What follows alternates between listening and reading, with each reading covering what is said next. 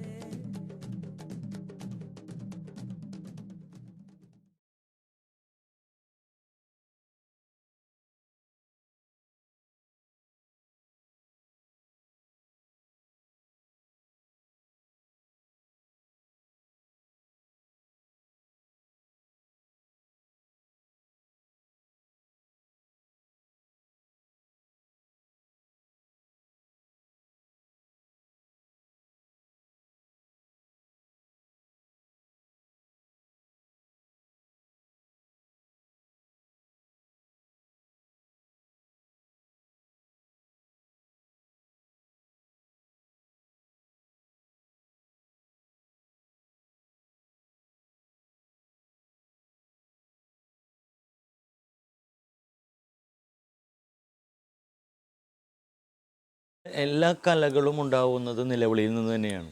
നമ്മൾ പാടുന്നത് അല്ലെങ്കിൽ പഴയ കാലത്തെ ആളുകൾ പാടുന്നതും എന്ന് പറയുന്നത് പറമ്പിൽ പണിയെടുക്കുമ്പോഴും സംഗീതം അധ്വാനത്തിൻ്റെ ഭാരത്തിലേക്ക് വിവരിക്കുന്നത് കൊണ്ട് തന്നെയാണ്. അപ്പോൾ അങ്ങനെ തന്നെയാണ് കല വരുന്നത്. അത് നിങ്ങളെ പലപ്പോഴും പല കലകളും ഉണ്ടാവുന്നത് അവൻ്റെ ആത്മാവിൻ്റെ വേദനയിൽ നിന്നാണ്, അതിൽ നിന്നുള്ള പൊട്ടിത്തെറികളിൽ നിന്നൊക്കെ തന്നെയാണ് ഇത് വരുന്നത്. അപ്പോൾ ഒരു സംഘബോധത്തിൻ്റെയൊക്കെ കാര്യങ്ങൾ അങ്ങനെയാണ് എത്തുന്നത്.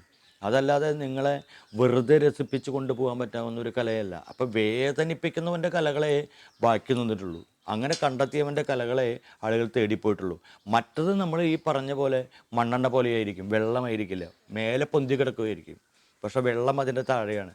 അപ്പോൾ ജലത്തെ തേടുക എന്നുള്ളതാണ്, മണ്ണെണ്ണയെ തേടി പോവുക എന്നുള്ളതല്ല. അപ്പോൾ അങ്ങനെ തന്നെയാണ് ഓരോ കാര്യങ്ങളും വരുന്നത്. ഇപ്പം ആ പഴയ കാലത്തു നിന്ന് പുതിയ കാലത്തേക്ക് നമ്മുടെ സംസ്കൃതി അല്ലെങ്കിൽ പഴയ നാടൻ പാട്ടൊക്കെ പുനർജനിക്കപ്പെടുന്നുണ്ട്. അങ്ങനെ പുനർജനികൾ ഏത് കാലത്തും ഉണ്ടാവും. അപ്പോൾ നമ്മൾ ആ കാലത്തേക്ക് വേണ്ടി അല്ല ജീവിക്കേണ്ടത്, എക്കാലത്തേക്കും വേണ്ടിയാണ് ഒരു ജീവിതം ബാക്കി വെച്ചതെന്നൊക്കെയാണ് താമയാശാൻ നമ്മളെ ഇപ്പോഴും ബോധ്യപ്പെടുത്തുന്നത്. ഏറ്റവും അടിസ്ഥാനപരമായിട്ടുള്ള ഏറ്റവും അടിച്ചമർത്തപ്പെട്ട ഒരു മനുഷ്യരുടെ ഒരു തലമുറയിൽ നിന്ന് ഒരു താമയാശാനെ പോലുള്ള ആളുകൾ ഉയർത്തെഴുന്നേൽക്കുന്നുണ്ട്. അയാളുടെ വേദനകളുടെ കുറുങ്കുഴലുകൾ ഇപ്പോഴും നമ്മുടെ കാതുകളിലേക്ക് വരുന്നുണ്ട്. അങ്ങനെയുള്ള സംഗീത വഴികൾ എക്കാലത്തും ഉണ്ടാവട്ടെ എന്നാണ് പറയുന്നത്.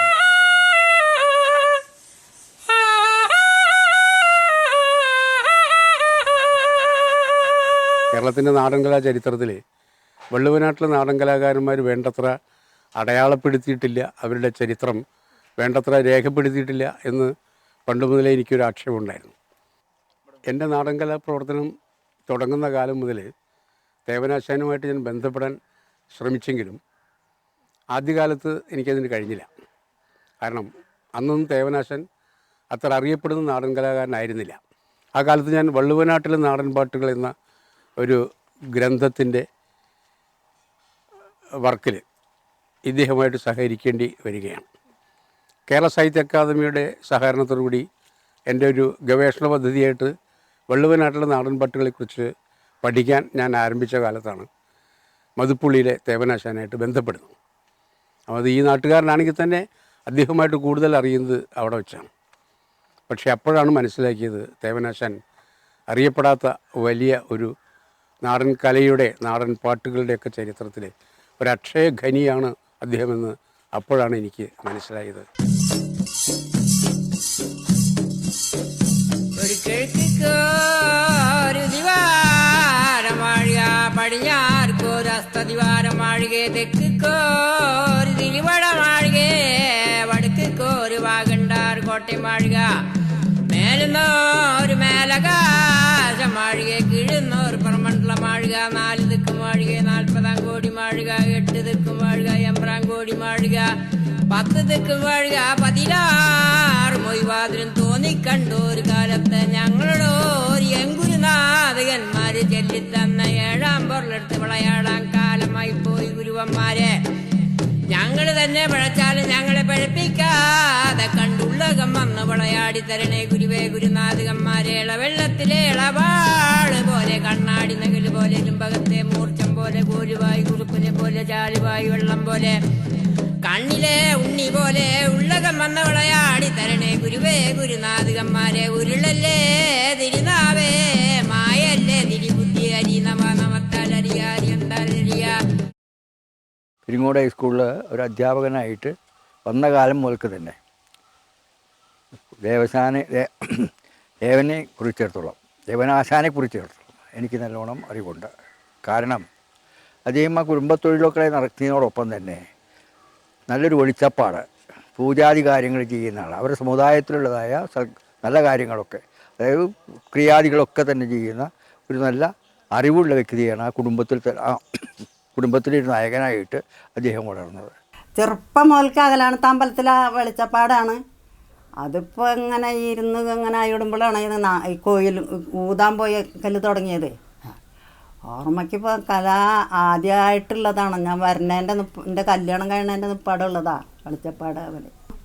പിന്നെ അച്ഛൻ കൊട്ടാൻ പോവും, പിന്നെ പാട്ട് പാടും, പിന്നെ അവിടെ ചെറുനെല്ലിയുടെ മുടി കെട്ടും, കുറച്ച് പാട്ട് പാടിയ അച്ഛൻ പിന്നെ കുറച്ച് ഇത് കെട്ടാൻ പോവും. അത് കഴിഞ്ഞാൽ പിന്നെ വലിയച്ഛന്മാർ ആരെങ്കിലും പാടും. അവിടുത്തെ എല്ലാം കഴിഞ്ഞിട്ട് പിന്നെ മേലെ പുരയിലേക്ക് വരും. മലവായി എന്ന് പറഞ്ഞാൽ ആ സ്ഥലത്ത് വന്ന് പിന്നെ പാട്ട് പാടും, പിന്നെ കെട്ടും, ഇതൊക്കെ ചെയ്യും. പിന്നെ പിറ്റേ ദിവസം ഞങ്ങളുടെ അവിടെ വേലകളും കൊട്ടും പാട്ടും ഇതൊക്കെ ഉണ്ടാകും. പിന്നെ അമ്പലത്തിൽ പോവും. അമ്പലത്തിലെല്ലാം കഴിഞ്ഞ് വന്നിട്ട് പിന്നെ പിറ്റേ ദിവസം വന്ന് ആ രാത്രി അവിടെ കിടക്കും. ശിവരാത്രി ദിവസം പിറ്റേ ദിവസം അവിടുന്ന് വേല വന്നാൽ ഞങ്ങളുടെ ഈ തറവാട്ടിൽ പിന്നെ താലെടുക്കും.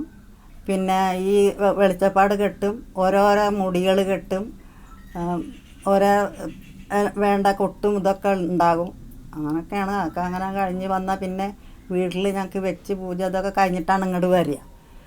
അത് കഴിഞ്ഞിട്ട് അച്ഛൻ സാപ്പാട് കഴിക്കുള്ളൂ. അങ്ങനെയാണ്. അന്ന് രാത്രി അവിടെ കിടക്കും അകലാണത്ത് അമ്പലത്തിൽ. അവിടെ നിന്ന് ഇങ്ങോട്ട് വന്നിട്ടാണ് പിന്നെ ഇവിടുത്തെ പൂജയും കാര്യങ്ങളും കഴിഞ്ഞിട്ടാണ് അച്ഛൻ എന്തെങ്കിലും കഴിക്കുള്ളൂ.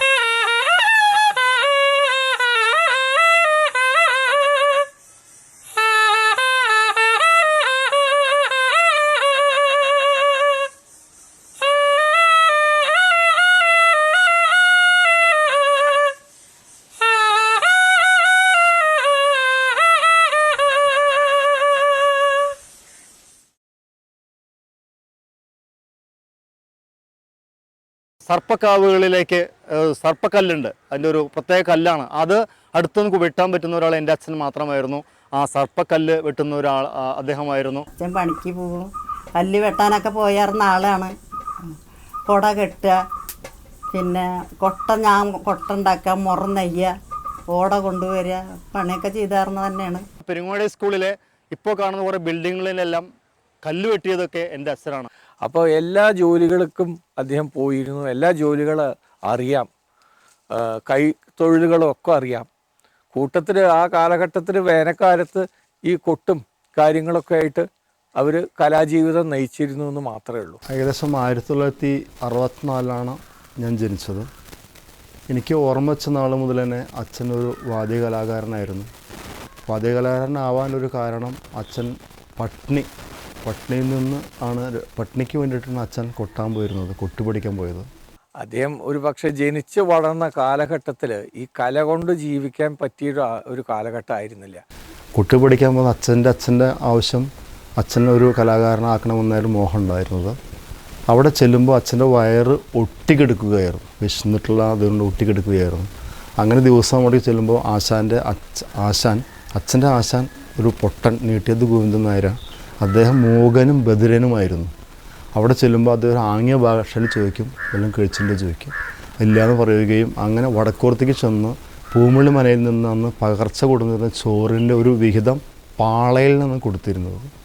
അങ്ങനെ ദിവസം അച്ഛൻ അവിടെ ചെല്ലുമ്പോൾ ഈ പട്നിക്ക് വേണ്ടിയിട്ട്, ആ പട്നി മാറുന്നതിന് വേണ്ടി അച്ഛൻ ചോറ് തിന്നാൻ വേണ്ടിയിട്ടാണ് അവിടേക്ക് ചെന്നിരുന്നത്. അതിലൂടെ അദ്ദേഹം പിന്നെ ഒരു വാദ്യകലാകാരനാകുന്നത് പട്നിയിൽ നിന്ന് പട്നി മാറുന്നതിന് വേണ്ടിയാണ് അദ്ദേഹം കലാലോകത്തേക്ക് കടന്നു വരുന്നത്. സാധാരണഗതിയിൽ വളരെ ലളിതമായിട്ടുള്ളൊരു ജീവിതം നയിക്കുന്ന ഒരാളാണ് തേവൻ എന്ന കലാകാരൻ. ആ ഒരു കാലഘട്ടത്തിൽ വിശപ്പ് അടക്കാൻ വേണ്ടി അടുത്തുള്ള എവിടെയെങ്കിലും പശുക്കളോ എന്തെങ്കിലും ചത്തുണ്ടെങ്കിൽ വീട്ടിൽ വന്നിട്ട് വിളിക്കും, കാളി, ചക്കാണ്ട അല്ലെങ്കിൽ തേവ, നമ്മുടെ പുള്ളിപ്പശു ചത്തിട്ടുണ്ട് കേട്ടോ, നീ അവരും എടുത്തു കൊണ്ടുവരും. അപ്പോൾ അത് പുള്ളിപ്പശുവിനെ കൊടുന്ന് കാട്ടിൽ കൊണ്ടുപോയിട്ട് അടുത്തൊരു കാടുണ്ട്, അവിടെ കൊണ്ടുപോയി അതിനെ സംസ്കരിക്കുന്നതിന് പകരം അതിൻ്റെ കുടലെല്ലാം എടുത്ത് കുഴിയുണ്ടാക്കി അതിലിടുകയും അതിൻ്റെ ഇറച്ചിയും തോലും നമ്മൾ വീട്ടിലേക്ക് കൊണ്ടുവരികയാണ്. ഞങ്ങളിവിടെ ഒരു അന്ന് 10 വീടുകളാണ് ഉണ്ടായിരുന്നത്. എന്നിട്ട് ഒരു വലിയ ഈ പനയുടെ പട്ട വെട്ടി അതിലിങ്ങനെ പീസാക്കി ഇടുകയും അതിൽ നിന്ന് 10 ഓഹരി വയ്ക്കും. ഇങ്ങനെ എല്ലാവർക്കും കുറേ ഓഹരികൾ. ആ ഓഹരികൾ വീടുകളിൽ കൊണ്ടുവരികയാണ്. അതിൻ്റെ തോല് നമ്മൾ മാറ്റി വയ്ക്കുകയാണ്. ആ തോല് ഞങ്ങൾ അനുഷ്ഠാന കലയായിരുന്നു അതിലുപയോഗിക്കുന്ന ചെണ്ടയും മരവും ഉപയോഗിക്കുന്നതുകൊണ്ട് ഇതിൻ്റെ തോല് കൊണ്ടാണ് നമ്മളൊന്ന് വാദ്യോപകരണം ഉണ്ടാക്കുന്നത്. അപ്പോൾ ആ ഇറച്ചി കൊട്ടുന്നത് കാരണം ഇറച്ചി ആ വീടുകളിൽ നമ്മൾ ഒരാഴ്ചത്തോളം എടുത്തു വയ്ക്കും. അപ്പോൾ അതിന് വീടുകളിൽ നമ്മൾ അന്ന് നമ്മുടെ വീട്ടിൽ ഞങ്ങൾക്ക് കൊട്ട, മുറം, അതുപോലെ കുടയൊക്കെ ഉണ്ടാക്കുന്നതിന് മുളകളൊക്കെ കൊടുക്കുന്നുണ്ട്, ഈറ്റ അതുകൊണ്ട് അതിൻ്റെ തോലുണ്ട്. അതിൻ്റെ വരനുണ്ടാക്കുന്ന ചവരി എന്ന് പറയുന്ന സാധനം, ഒരു പഞ്ഞി പോലത്തെ സാധനം, അതിനെ കത്തിക്കും. അത് കത്തിച്ചിട്ട് ഈ തോലെല്ലാം നമ്മൾ പുകയിലെ പോലെ തന്നെ മുറിച്ച് നീളത്തിലാക്കി ഈ ഒരു വടി വെച്ചിട്ട് ഇതിൻ്റെ അടി കത്തിച്ച് അതിൻ്റെ അതിങ്ങനെ നെയ്യ് ഇങ്ങനെ ഒറ്റിച്ചാടും. നെയ്യ് ആ ഒരു അടിയിലൊരു ചിരട്ട വെച്ചിട്ട് അതിലേക്ക് ഒറ്റിച്ചാടും. ആ ഒറ്റിച്ചാടും നെയ്യ് കൊണ്ട് നമ്മൾ കുറേ കാലത്ത് പപ്പടം കാച്ചുക സൗകര്യം ഉണ്ടാകും. അതുപോലെ അത് കൂട്ടാൻ വറുത്തിടാൻ ഇപ്പോഴത്തെ അന്ന് എണ്ണൊന്നുമില്ലാത്ത കാലഘട്ടം. പിന്നെ അതുപോലെ നമുക്ക് വീടുകളിൽ അന്ന് വിളക്കുകളില്ല, കറണ്ടില്ല, ചിമ്മിണി വിളക്കില്ല. അപ്പോൾ അതിന് കത്തിക്കാനും ഉപയോഗിക്കുന്നത് ഇത്തരം ഈ നെയ്യുകൾ ഉപയോഗിച്ചിട്ടാണ് അന്ന് ഉപയോഗിച്ചിരുന്നത്. അവരെപ്പോഴും താമസിക്കുന്ന പരിസരങ്ങളോ അവരുടെ വീടോ അല്ല നമ്മളെ നോക്കുന്നത്. ഞാനിപ്പോഴും തമിഴച്ചനെ കാണുമ്പോൾ വളരെ ചെറിയ വീടാണ്. അപ്പം നമ്മുടെ വീടുകൾക്കൊന്നും ആരും കയറിയില്ല. അന്ന് വെറും പട്ട കൊണ്ട് ഉണ്ടാക്കുന്ന ഒരു വൈക്കോലുണ്ടാക്കുന്ന ഒരു മൺകൂനയാണ് ഞങ്ങളുടെ വീടുകളൊക്കെ. ഇപ്പോൾ സൗകര്യം ഉണ്ടായത് വേറെ സ്ഥലമാണ്. പക്ഷേ ആ ഒരു മൺകൂനയിലേക്ക് ആൾക്കാർ വരാൻ വിസമ്മതിച്ചിരിക്കണം. ഇതിൻ്റെ ഈ മണം കേട്ടിട്ട്, ഈ ഇറച്ചിയുടെയൊക്കെ മണം കേട്ട് ഈച്ചകളിങ്ങനെ ഭൂ ശബ്ദത്തോടെ ഇങ്ങനെ തേനീച്ച പോലെ പകർന്നു പോകുന്നതൊക്കെയാണ് ഈ ചെയ്യുന്നത്. വളരെ വളരെ ലളിതമായിട്ടുള്ളൊരു ജീവിതം നയിക്കണ ഒരു കലാകാരനായിരുന്നു കലാകാരൻ തേവൻ.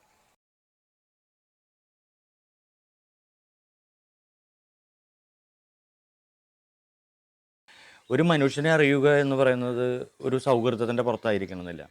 ഞാൻ പാപ്പള നിരൂപതയെ അറിയുന്നത് അയാളുടെ കവിതയെ പുറത്താണ്, അയാളെ കേട്ടതുകൊണ്ടോ അല്ല. അപ്പം നമ്മൾ ഇങ്ങനെ ഓരോ മനുഷ്യരുണ്ട് അടിസ്ഥാനപരമായി അടിച്ചമർത്തപ്പെട്ടു പോകുന്ന സംഗീതത്തിൻ്റെ നമ്മൾക്ക് ഏറ്റവും കാരണം അവർക്ക് പാടാനൊരു വഴിയുണ്ടായിരുന്നില്ല. അവർക്ക് അയാളൊക്കെ ജീവിച്ച കാലത്ത് എന്ന് പറയുന്നത് വേദനയുടെ സംഗീതത്തിൽ നിന്നാണ് അവർ കുറകളിലൂടെ പുറത്തേക്ക് കൊണ്ടുവന്നിരുന്നത്. കാരണം ഒരു കാലത്തും ഇങ്ങനെ എസ്റ്റാബ്ലിഷ് ചെയ്യാൻ പറ്റുന്ന പ്രധാന വേദികളോ അല്ലെങ്കിൽ അതൊന്നുമില്ല. ഇന്ന് നമ്മൾ കാണുന്ന പോലെ പല വേദികളുണ്ട്, അത്തരം വേദികളില്ല. 1950കളിൽ അന്ന് രാമൻ നമ്പൂതിരിപ്പാട് എന്ന് പറഞ്ഞ എൻ്റെ ചെറിയച്ഛനാണ് 7ാം തമ്പുരാൻ. അദ്ദേഹം സംഗീതം ഒക്കെ പഠിച്ച് വന്ന കാലത്ത് ഇവിടെ കോഴിക്കോട് ആകാശവാണി നിലയം ആദ്യമായിട്ട് വന്നു. അന്ന് അവിടെ പ്രോഗ്രാംസ് ആദ്യം തുടങ്ങിയത് ഈ നാടൻ പാട്ടുകളും കലകളും ഒക്കെ പ്രദർശിപ്പിക്കാനുള്ള ഒരു അവസരം ഉണ്ടായപ്പോൾ തേവൻ എന്ന കലാകാരനും കൂട്ടത്തിൽ മറ്റ് പലരായിട്ട് ഇവിടെ കുറേ പ്രോഗ്രാംസ് അദ്ദേഹം അവതരിപ്പിച്ചിട്ടുണ്ട്. അന്ന് കോഴിക്കോട് ആകാശവാണി നിലയത്തിൽ പോയിട്ട് റെക്കോർഡിംഗ് നടത്തിയിട്ടുണ്ട്. ഇവിടെ മനയിലും വെച്ചിട്ട് ഒരു സ്റ്റുഡിയോ സൃഷ്ടിച്ച് അവിടെ വെച്ചിട്ടും റെക്കോർഡിംഗ് നടത്തിയിട്ടുണ്ട്.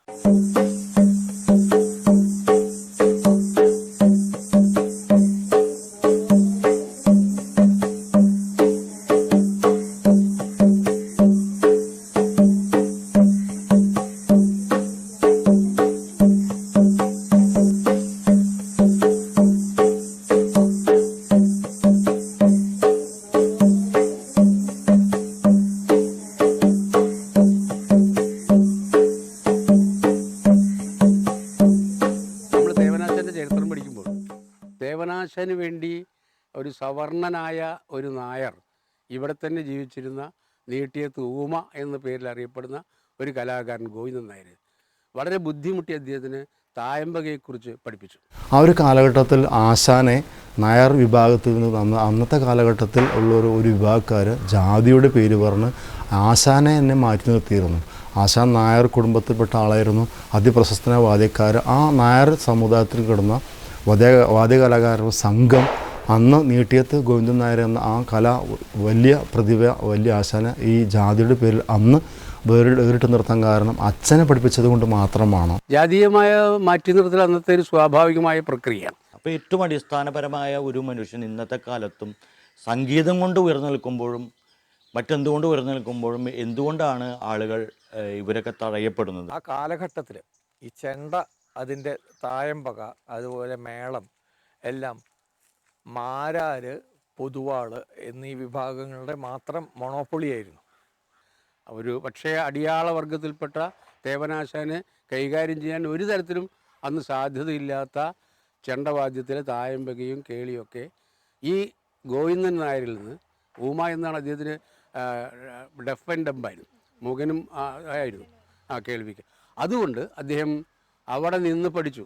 അവിടെ നിന്ന് ചെന്ന് ഈ ഗോവിന്ദൻ നായരുടെ ഒരു മഹത്വം നാം മനസ്സിലാക്കണം. അദ്ദേഹം മറ്റ് എതിർപ്പുകളെയെല്ലാം അവഗണിച്ചുകൊണ്ട് തന്നെ ഇദ്ദേഹത്തിന് വിദ്യ പറഞ്ഞു കൊടുത്തു, തായമ്പക പഠിപ്പിച്ചു എന്നാണ് ഞാൻ മനസ്സിലാക്കിയത്. ആ അനുഭവം കൊണ്ട് അദ്ദേഹം വീണ്ടും ഈ താഴ്ന്ന ജാതിയിൽപ്പെടുന്ന ഒരു വിഭാഗം ആൾക്കാരെ വാദ്യങ്ങൾ പഠിപ്പിക്കുകയും അതിലൂടെ പള്ളികളിൽ നിന്നും മറ്റ് പള്ളികൾ പെരുന്നാളിന് വാദ്യസംഘത്തിനെ കൊണ്ടുപോയിട്ട് പരിപാടി അവതരിപ്പിക്കുകയും കുറേ കാലഘട്ടം ഉണ്ടായിരുന്നു. അന്ന് തേവനും അതുപോലെ മറ്റു പലരും പഠിച്ചിട്ടുണ്ടാവാം. പക്ഷെ തേവനാണ് അതിൽ മികച്ച കൊട്ടുകാരനായിട്ട് വന്നത്. ചെണ്ടയും തായമ്പക, മേളം എന്നീ കാര്യങ്ങളൊക്കെ നീട്ടിയത്ത് ഗോവിന്ദൻ നായർ ശിക്ഷണത്തിലാണ് തേവൻ പഠിച്ചിരുന്നത്. എന്തായാലും അന്ന് നീട്ടിയത്ത് ഗോവിന്ദൻ നായർ ചെയ്ത് വലിയൊരു കാര്യമാണ് എന്നാണ് ഇന്ന് നമുക്ക് തിരിഞ്ഞു നോക്കുമ്പോൾ പറയാനുള്ളത്. നിങ്ങൾ പുറത്തുനിന്ന് കാണുന്ന പോലെയല്ല, ഇപ്പോഴും നമ്മുടെ ജാതിപരമായി വാദ്യകലാ ലോകത്ത് വളരെയധികം പ്രശ്നങ്ങൾ ഇപ്പോഴും അനുഭവിച്ചുകൊണ്ടിരിക്കുന്നത്. എൻ്റെ അച്ഛനായിട്ടും വളരെയധികം പ്രശ്നങ്ങൾ ഇപ്പോഴും ഫേസ് ചെയ്തുകൊണ്ടിരിക്കുന്നുണ്ട്. ഇക്കാരണങ്ങൾ കൊണ്ട് ഞങ്ങൾ ഒരിക്കലും വാദ്യകലാ ലോകത്തേക്ക് വരാൻ ആഗ്രഹിക്കുന്നില്ല. ഇതിനെ പ്രതികരിക്കാനോ നമുക്ക് വേണ്ടിയിട്ടുള്ള സൗകര്യം ആരും ഇല്ല. ഈ ജാതിയുടെ പേരിൽ അനുഭവിച്ചുകൊണ്ടിരിക്കുകയാണ്. ഇപ്പോൾ ന്യൂ ജനറേഷനായി ഇപ്പോഴും അത് രൂക്ഷമാവുന്നല്ലാതെ ഇപ്പോഴത് പിന്നിലേക്ക് പോയിക്കൊണ്ടിരിക്കുന്നില്ല. ജാതിയുടെ ഇന്ന് നിലനിൽക്കുന്ന ജാതിയുടെ അടിച്ചമർത്തപ്പെടുന്നതിൻ്റെയൊക്കെ വേദന സത്യത്തിൽ താമയാശൻ്റെ സംഗീതത്തിൽ നിന്ന് ഞാൻ കേട്ടിട്ടുണ്ട്. പെരിങ്ങോട് സ്കൂളിൽ അടുത്ത കാലത്ത് തൊപ്പിക്കുട വിപ്ലവം നടന്നിരുന്നു. സാധാരണക്കാരായ കുട്ടികൾക്ക് അന്ന് ആ കാലഘട്ടത്തിൽ ശീലക്കുട മേടിക്കാനുള്ള കഴിവില്ലാത്ത കാലഘട്ടമായിരുന്നു. ഏകദേശം ഒരു 500ഓളം തൊപ്പിക്കുട നിർമ്മിച്ച് അതിൽ മുഖ്യ പങ്ക് വഹിച്ചത് എൻ്റെ അച്ഛനാണ്. ബഹുമുഖ പ്രതിഭയായ എൻ്റെ അച്ഛനാണ് അതിൻ്റെ മുഖ്യ സൂത്രധാരൻ. ഒരിക്കൽ വർഷക്കാലത്ത് മഴ നനഞ്ഞു വരുന്ന കുട്ടികളെ കുടയില്ലാതെ വിദ്യാലയത്തിൽ വന്നിരുന്ന കുട്ടികൾക്ക് വേണ്ടിയിട്ട് തൊപ്പിക്കുട എടുത്തുകൊണ്ട് അദ്ദേഹം തൊപ്പിക്കുട ധരിച്ചുകൊണ്ട് പോകാൻ തീരുമാനിച്ചു. കുറേ തൊപ്പിക്കുട ഉണ്ടാക്കാൻ വേണ്ടി ദേവനെ വിളിച്ചു വരുത്തി അദ്ദേഹം തൊപ്പിക്കുട ഉണ്ടാക്കിക്കൊണ്ട് അദ്ദേഹവും കുറേ കുട്ടികൾ തൊപ്പിക്കുട ഇട്ടുകൊണ്ടാണ് വിദ്യാലയത്തിലേക്ക് അന്ന് വന്നിരുന്നത്. പാവപ്പെട്ട കുട്ടികളെ സംബന്ധിച്ചിടത്ത് ശീലക്കുടകൾ കൊണ്ടുവരാൻ കഴിയാത്ത ആ കുട്ടികൾക്ക് തൊപ്പിക്കുട, അന്ന് പഴയ കാലത്തെ ആ തൊപ്പിക്കുട ധരിച്ചുകൊണ്ട് വിദ്യാലയത്തിൽ വന്നു. അതിന് തൊപ്പിക്കുട വിപ്ലവം തന്നെയായിരുന്നു. അതൊരു മാതൃകയായിട്ട് സ്വീകരിക്കുകയുണ്ടായിരുന്നു.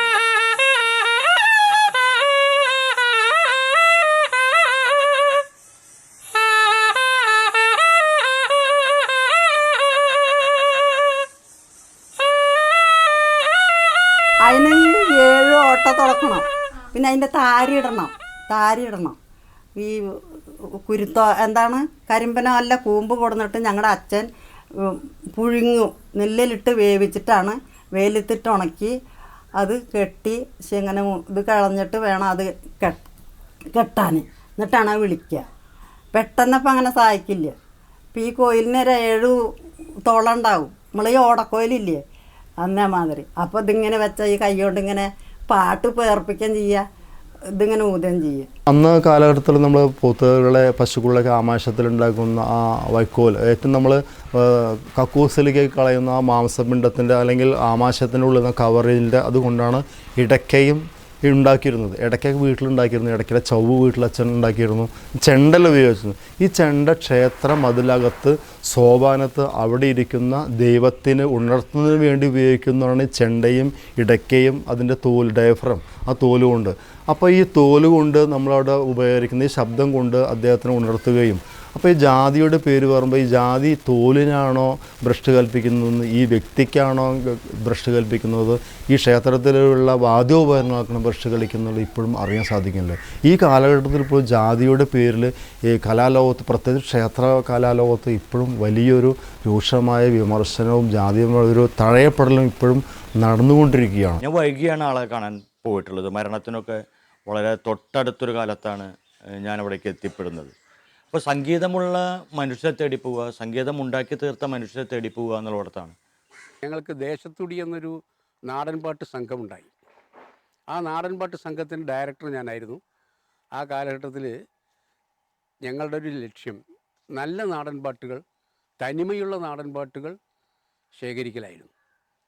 നാടൻപാട്ടുകളുടെ ശേഖരണത്തിൽ തേവനാശാൻ ഞങ്ങളെ വളരെയധികം സഹായിച്ചു. ആദ്യകാലത്ത് ദേശത്തുടി എന്ന നാടൻപാട്ട് സംഘത്തിൻ്റെ ഒരു ഉപദേഷ്ടാവായിട്ട് തന്നെ ഞങ്ങളുടെ കൂടെ പല വേദികളും അദ്ദേഹം പങ്കെടുക്കുകയുണ്ടായി.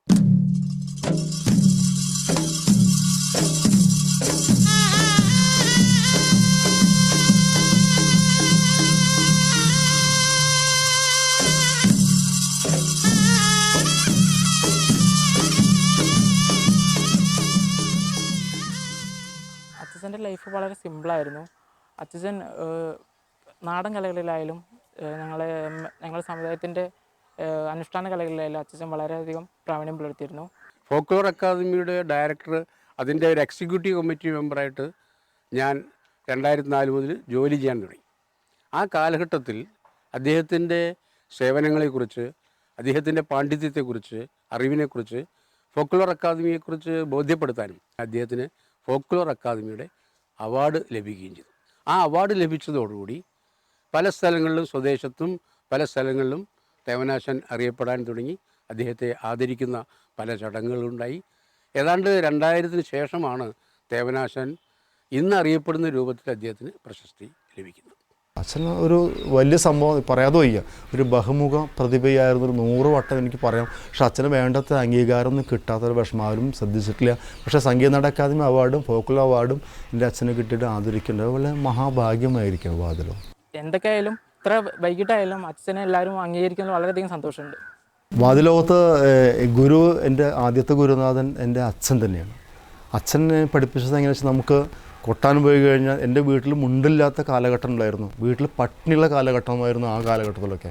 ആ കാലഘട്ടത്തിലും അരങ്ങത്ത് നിന്ന് നമുക്കൊരു മുണ്ട് കിട്ടുകയും അല്ലെങ്കിൽ ദക്ഷിണ കിട്ടുകയോ അത് അച്ഛൻ തന്നെ പറഞ്ഞിട്ട് ഗുരുവിന് കൊടുത്ത് അപ്പം തന്നെ അനുഗ്രഹം വാങ്ങണം. അപ്പം നമ്മൾ വീട്ടിലൊരു മുണ്ട് പോലും ചുറ്റാതുള്ള കാലഘട്ടത്തിൽ എനിക്കൊക്കെ അരങ്ങത്ത് നിന്ന് 1 മുണ്ട് 2 മുണ്ട് കിട്ടിയിട്ടുണ്ട്. അച്ഛൻ അത് നിർബന്ധമായി ഗുരുവിന് ദക്ഷിണ കൊടുത്ത് സമർപ്പിക്കാൻ അത് അന്ന് എന്നെ പഠിപ്പിച്ചുള്ള കാരണമാണ് ഞാൻ ഇവിടേക്കൊക്കെ എത്തി നിൽക്കുന്നത്. ഇപ്പം മുണ്ടുകളൊക്കെ ധാരാളമുണ്ട്. അന്ന് 1 മുണ്ടാണ് എൻ്റെ അച്ഛൻ വീട്ടിലുള്ളത്. അത് ചുറ്റിയിട്ട് അമ്മ പുറത്തേക്ക് പോകണം, അമ്മ പുറത്തുനിന്ന് തിരിച്ചു വന്ന് അച്ഛൻ മുണ്ടിയിട്ടണം. ഇങ്ങനെ ഓരോരുത്തരും മാറി മാറി ചുറ്റിയിട്ട് 1 മുണ്ട്. ആ കാലഘട്ടത്തിൽ എനിക്ക് ഡബിൾ മുണ്ടും ഒറ്റ മുണ്ടൊക്കെ ധാരാളം വേദികളിൽ നിന്ന് കിട്ടിയിട്ട് ആ മുണ്ട് ആശാൻ്റെ കാക്കിൽ കൊടുക്കുക, അനുഗ്രഹം വാങ്ങുക, അതിൽ വലുത് വേറൊന്നും ഇല്ല എന്ന് അച്ഛനാണ് എന്നെ പഠിപ്പിച്ചത്. ചെണ്ടയുടെ ശബ്ദങ്ങൾ എങ്ങനെയാണ്, കയ്യുകൾ എങ്ങനെയാണ് വരുന്നത്, ഒരാളോട് എങ്ങനെ പെരുമാറണം, ഒരു വ്യക്തിയോട് എങ്ങനെ പെരുമാറണം, അച്ഛന് ഒരു വലിയൊരു പുസ്തകമായിരുന്നു. അച്ഛൻ എന്നും നമുക്കിപ്പോൾ അനുഭവിക്കുകയാണ് അച്ഛൻ ഇല്ലാത്ത വിഷമം അനുഭവിച്ചുകൊണ്ടിരിക്കുന്നത്. അച്ഛൻ ഒരു സ്ഥലത്ത് നിന്ന് എപ്പോഴും അച്ഛൻ അടിയെന്ന് പറയേണ്ടത്, പക്ഷേ തേവെന്ന് എപ്പോഴും പറയാമല്ലോ, തേവൻ പോകട്ടോ, തേവൻ വരും, അങ്ങനെ പറയാമല്ലോ. അച്ഛൻ എപ്പോഴും ഇവിടെ ഇപ്പോഴും അച്ഛനെ കുറിച്ച് പറയുമ്പോൾ തേവെന്ന് പറയാം. ഏത് വീട്ടിൽ കയറി തരാനും ആ പട്ടികജാതിക്കുപരി അച്ഛന് ഒരു വലിയ സ്വീകരണം ഉണ്ടായിരുന്നു. എനിക്ക് നല്ല അനുഭവം. എല്ലാ മനുഷ്യരോടും അതാണ് പറയുന്നത്. ഇതല്ല ഇനിയുമുണ്ട് എന്നുള്ള ഒരു ബോധ്യത്തിലേക്ക് നമ്മൾ പോകണം. ഇതാണ് ഞാൻ എന്നുള്ളിടത്തല്ല, ഇനിയും എനിക്ക് പറയാനുണ്ട്, കാണാനുണ്ട്. നിങ്ങൾ തേടൂ. അതൊക്കെ തന്നെയാണ്, ആ തേടൽ തന്നെയാണ് താമിയാശാൻ്റെ അടുത്തേക്ക് നമ്മൾ എത്തുന്നത്. അതൊക്കെ ചെയ്തായിരുന്നു. കുട്ടികളൊക്കെ വന്നാൽ പിന്നെ ഇപ്പൊന്നില്ല കേട്ടാ, ഞങ്ങളുടെ ആ ഭാഗമൊന്നുമില്ല, അച്ഛനൊക്കെ ചെയ്തായിരുന്നു. അത് ശരിയാണ്, അച്ഛന് ഇഷ്ടമല്ല ആ ഭാഗം, ഇതൊന്നും എനിക്ക് ഇഷ്ടമല്ല പറയും. അപ്പോൾ അത് ചിലവർ നിർബന്ധിച്ചിട്ട് നിങ്ങൾ തന്നെ അച്ചാച്ചൻ തന്നെ അത് ചെയ്തായിരുന്നെന്ന് പറയേ. ചില തള്ളന്മാരൊക്കെ വന്നിട്ട് പണിക്ക് പോവുക, അതിൻ്റെ ഇടയിൽ കൂടെ വല്ല തള്ളന്മാർ കുട്ടികളെ കൊണ്ട് ഊതാൻ വന്നാൽ അതൊക്കെ ചെയ്തായിരുന്നു. അല്ലാതെ ഇതിനായിട്ട് ഞങ്ങളുടെ അവിടെ ഇരിക്കില്ല ഇവിടെ വീട്ടിൽ. നമ്മൾ പലപ്പോഴും താഴ്ന്നിറങ്ങിപ്പോകേണ്ടത് നമ്മുടെ കയ്യിൽ നിന്ന് കിട്ടുന്ന ഒരു വടിയെയല്ല നോക്കി പോകേണ്ടത്, അതിൻ്റെ അപ്പുറത്തുള്ള വേരുകളാണ്. എങ്ങനെയാണ് ഈ വേരുകളിൽ നിന്ന് നമുക്ക് പിടിച്ചു കയറാനുള്ള ഒരു വടി ഉണ്ടായതും പിടിച്ചു നിൽക്കാനായ ഒരു തണലുണ്ടാകുന്നു എന്നുള്ളിടത്താണ്. അപ്പോൾ വേരുകളിലേക്കാണ് നമ്മൾ പോകുന്നത്. ആ വേരുകളെ തേടി പോകുന്നത് തന്നെയാണ് ജീവിതം അല്ലെങ്കിൽ കല, അതിൻ്റെ മൂല്യം എന്ന് പറയുന്നത്. നമ്മൾ ആഴങ്ങളിൽ കുഴിച്ചെടുക്കുന്നിടത്തു നിന്നാണ് നമ്മൾ സംസ്കാരത്തെ കണ്ടെത്തുന്നത്. ഒരു പൊട്ടിക്കിടന്ന ഒരു ചട്ടിയിൽ നിന്ന് പോലും ഇവിടെ ഇന്ന ഒരു സംസ്കാരം ഉണ്ടായിരുന്നു എന്ന് നമ്മൾ പറയുന്നത് നമ്മൾ ഖനനം ചെയ്യുമ്പോഴാണ്. അപ്പോൾ എത്രത്തോളം നമ്മൾ ഖനനം ചെയ്യാൻ പറ്റുമെന്ന് ഓരോ മനുഷ്യൻ, അപ്പോൾ നമുക്ക് മൂല്യവത്തായ ഓരോ സംസ്കൃതിയെ, ഇന്നലകളെ നമുക്ക് പിടിച്ചെടുക്കാൻ പറ്റും. അങ്ങനെ അന്വേഷിക്കുന്നത് തന്നെയാണ് കല, നല്ല ജീവിതം എന്ന് ഞാൻ പ്രത്യാശിക്കുന്നു.